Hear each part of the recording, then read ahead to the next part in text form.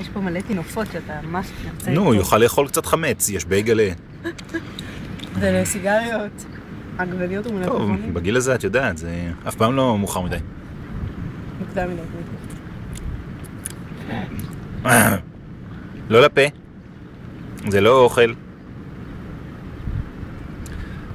יש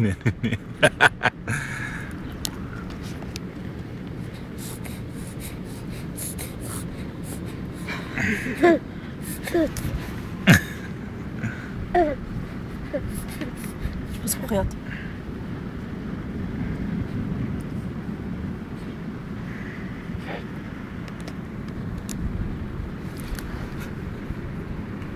אמא מפלסת לך, אמא בודקת שאין פה זכוכיות. גילוי מוקשים אמא.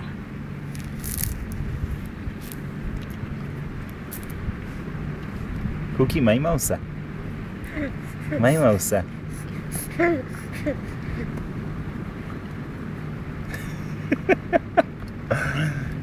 זחלאולאו!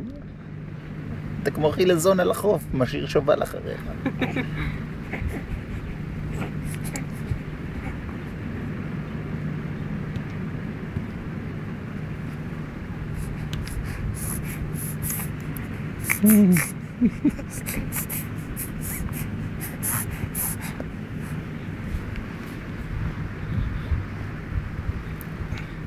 צ'אפי, תקחי אותה, יש פה סיגריות וכל מיני ג'יף.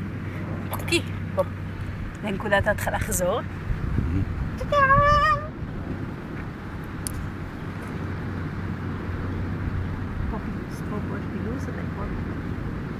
כשלא נכניס את היד לפה עכשיו זה יהיה אסון קולוסלי.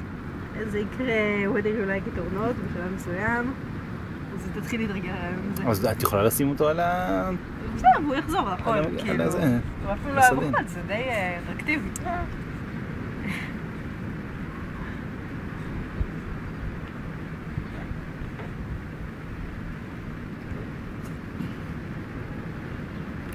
נבוא, הכל זה אותו דבר.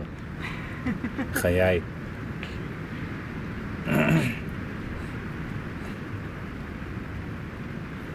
תוך רגע הוא מגלה שזה ממש מצ'עבב.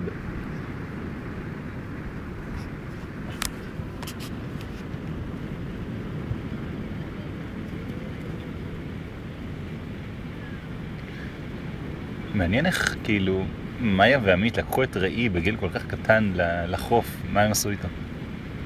אני רוצה להזכיר לך שראי... זכה, הלך כבר בגיל 5 חודשים. בדיוק. בסדר, נו. שראי היה ככה בגיל 4 חודשים אולי, אז נראה לי שהוא יסתדר.